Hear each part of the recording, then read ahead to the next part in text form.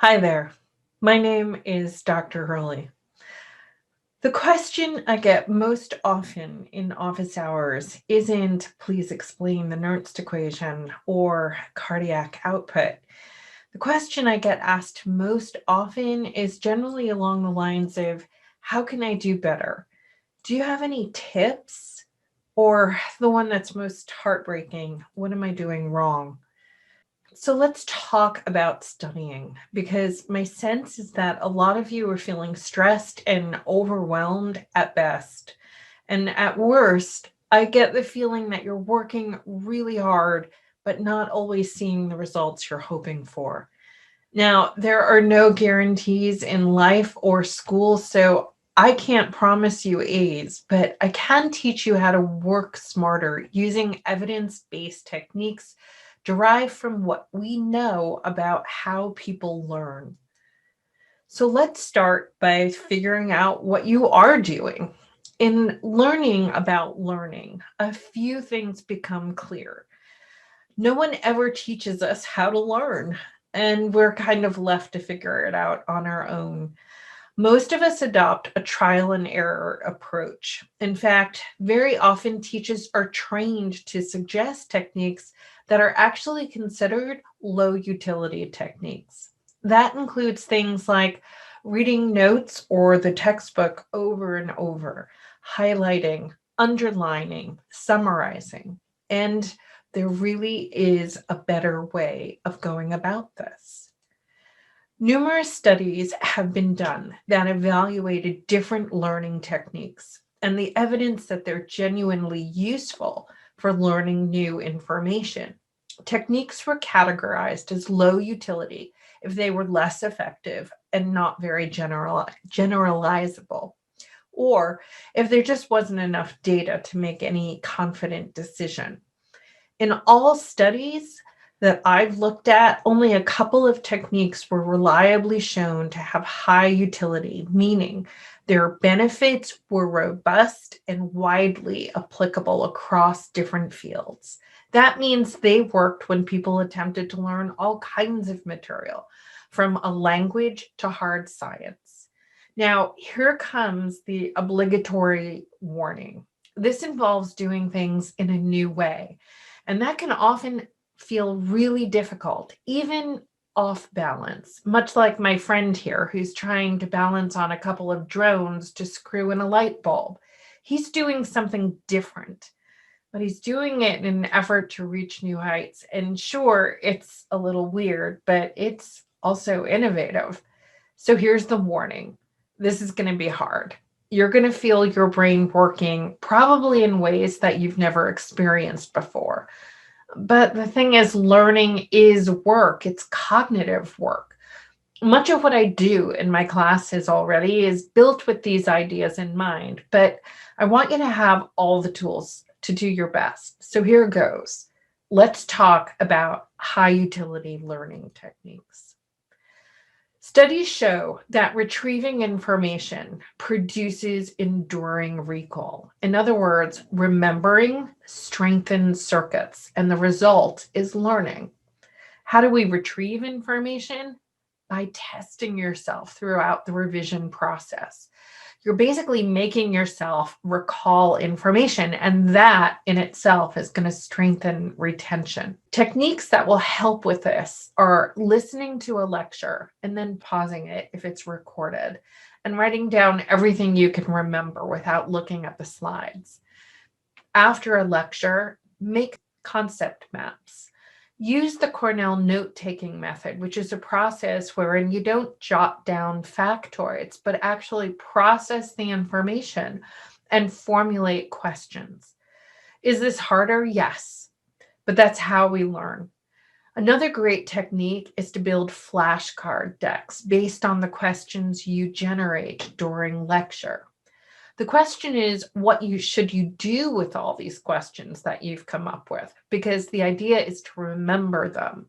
And that's the challenge. If I ask you to recall a list of nonsense words, you can probably do it. But if I ask you 3 or 4 days later, you might not recall many or any of the words. Memories don't just fade away, we lose the address to retrieve them. So if you repeat the list of nonsense words, chances are you will remember them. Basically, what you're doing is fighting the forgetting curve. The forgetting curve is an idea that illustrates the hypothesis that we lose access to information over time. Memories are basically encoded with an address. The forgetting curve is what happens when we lose the address. People tend to recall stronger memories for longer periods of time than weaker ones. For example, I still remember my childhood phone number, even though that information is now completely useless, but it was meaningful and important to me. So, how do we build strong memories? First, the information should be relevant to you, it should be meaningful. Even so, people will still forget almost 90% of what they learn in a relatively short period, hence the fast slide down the forgetting curve. So, how do you combat the forgetting curve? A long time ago, a guy named Ebbinghaus discovered that information is easier to recall when it's built on things you already know. For example, if you understand the electrochemical gradients and diffusion, it makes learning about the Nernst equilibrium potential a lot easier. So you want to start by making sure you have a solid foundation, especially since courses are generally designed on this concept of building on previous information. So how do you combat the forgetting curve? By making yourself recall information at spaced intervals. Spaced repetition doesn't just prevent forgetting, it actually allows new learning to occur and reinforces recall. In order to practice spaced retrieving, you want to test yourself frequently. It's a great way to practice with your flashcards or study with your friends. Do it intentionally and use the questions that you've been generating throughout your revision process.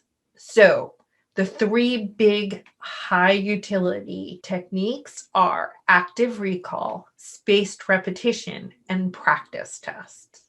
So, let's organize these techniques and put them into practice. Let's make a plan. Here's what you're going to need. You're going to need a flashcard app like Quizlet or Anki, a timer, Post-it notes, a paper organizer, and this can be as low tech as a pad of paper.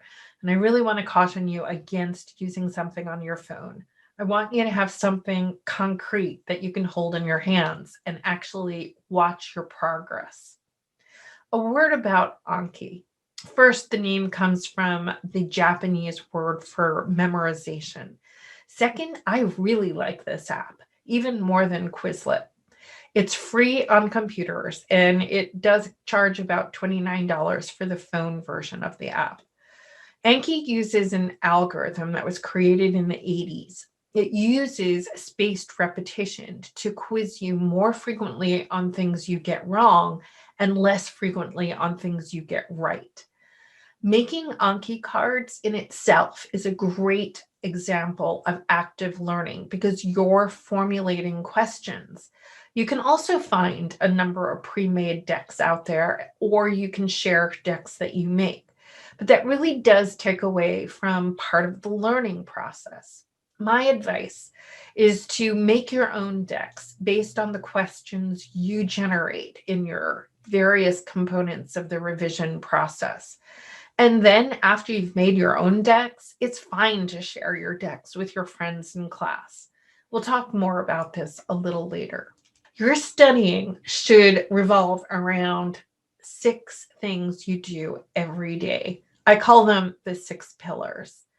Here's what you need to do every single day: plan, preview, view, review, practice test, and repeat. So, number 1, plan. Make a plan.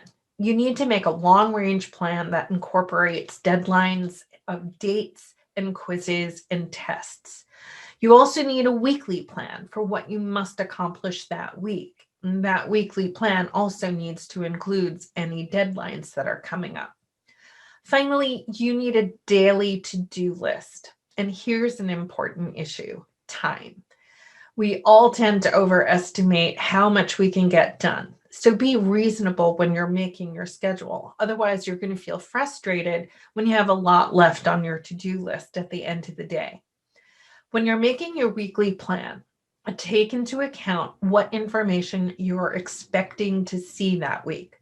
If a topic is going to be covered on Wednesday in class, Tuesday, you're going to schedule time to preview that material. So part of your plan for every single day is getting ready for the next day. And why should you do that? The preview primes the memory pump by making you familiar with the material. That makes it easier to understand and therefore easier to learn. When you're skimming the information, think about what you'll be learning, what kinds of topics or questions are going to be covered, and what the big ideas might be. Think about how you might explain it to someone else. Start thinking about questions. What do you want to learn about? What's most interesting? What's most puzzling? Go over any highlighted terms, look up any words or concepts that are completely new or that you don't know the meaning of. Those are going to be your very first flashcards. And remember, you're not taking exhaustive notes now or outlining a book chapter. You're just gaining familiarity with the content. So you're literally going to skim over the slides or the readings just to get a general idea about what's going to be covered. This should really only take a couple of minutes. Make sure you compile a list of all the terms and look them up. Spend 10 or 15 minutes making new flashcards on these.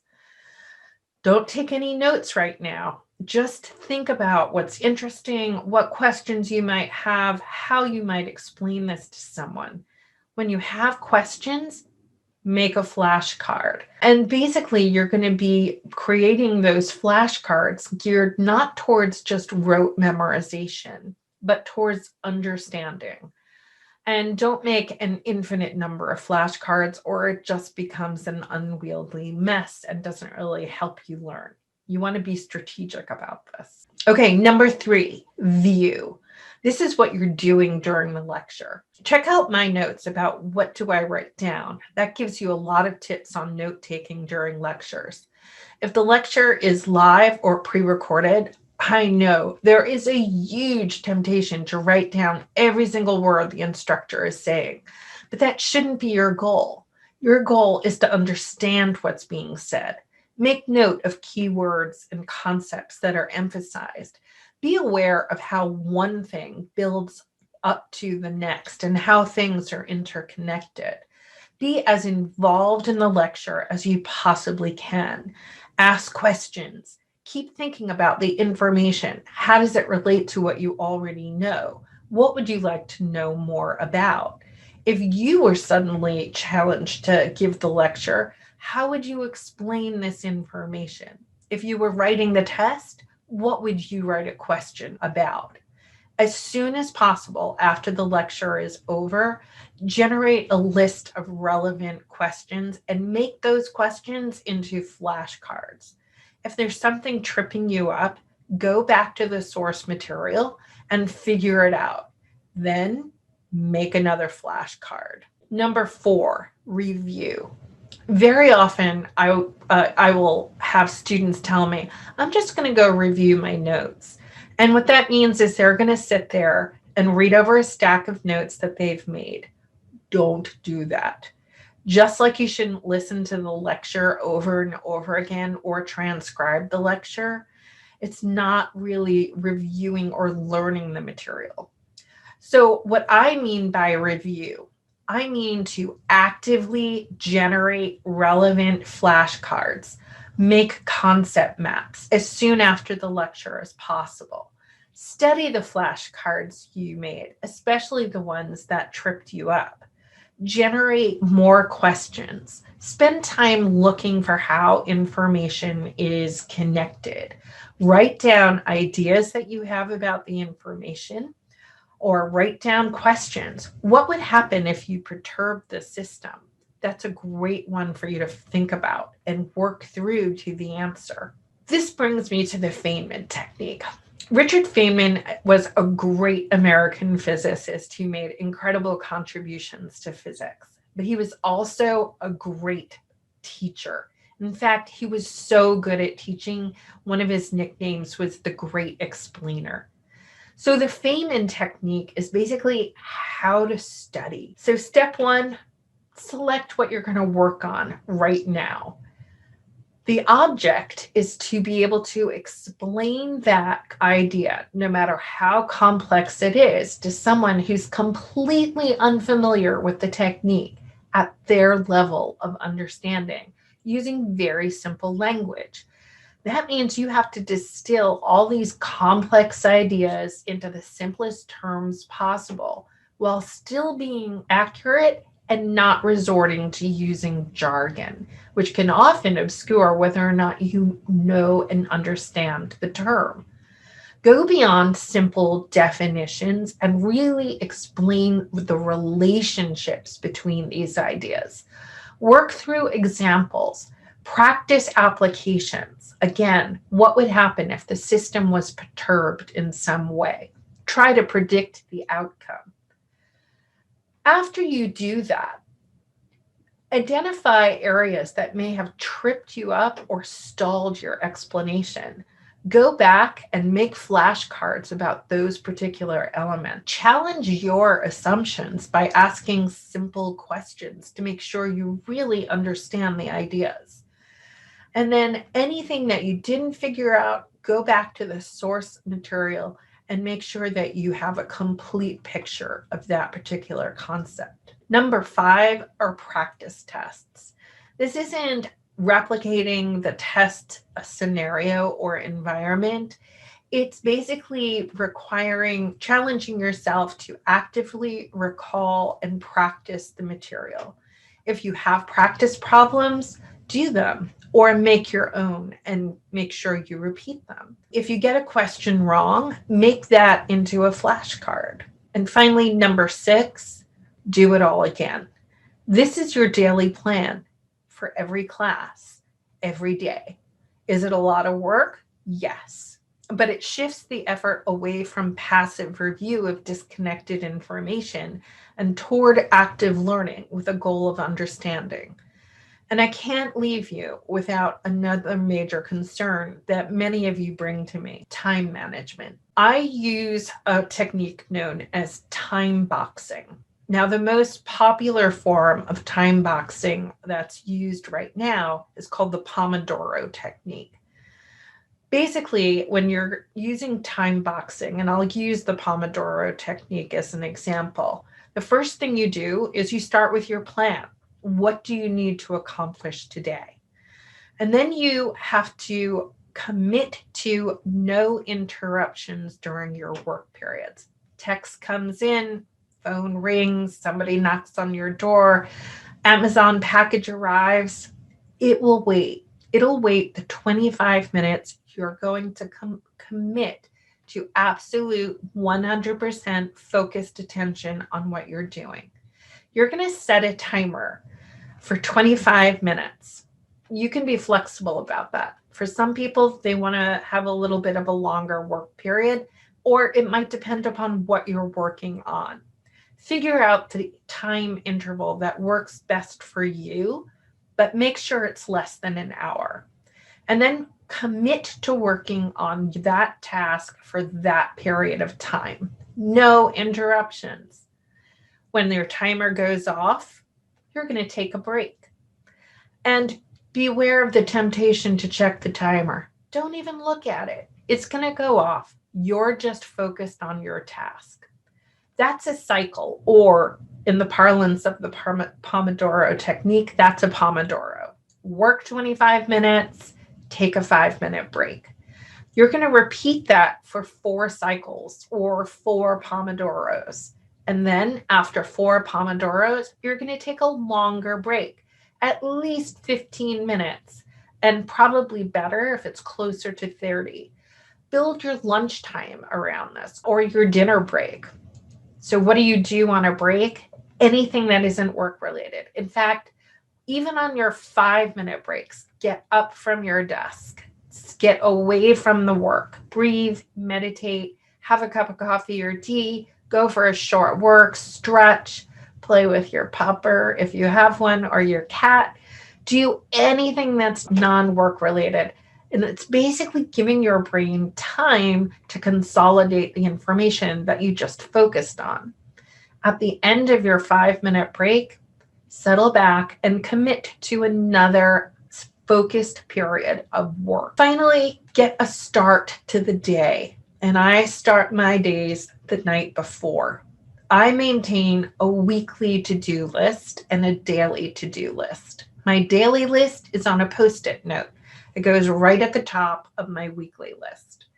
The last thing I do before I leave my office is to make tomorrow's to-do list on that Post-it note. And that gets swapped out every single day. Whatever I didn't finish today goes on the top of tomorrow's Post-it note. I really enjoy crossing off the things on my to-do list, and you should too. And finally, get a good night's sleep. Do something to help yourself relax and get ready for bed, and make sure that you're giving your brain the downtime it needs to actually build the memories you're asking it to. Finally, I really hope this helps. Please let me know how it goes and give me feedback on what works best for you, especially if you have other ideas that you'd like to share.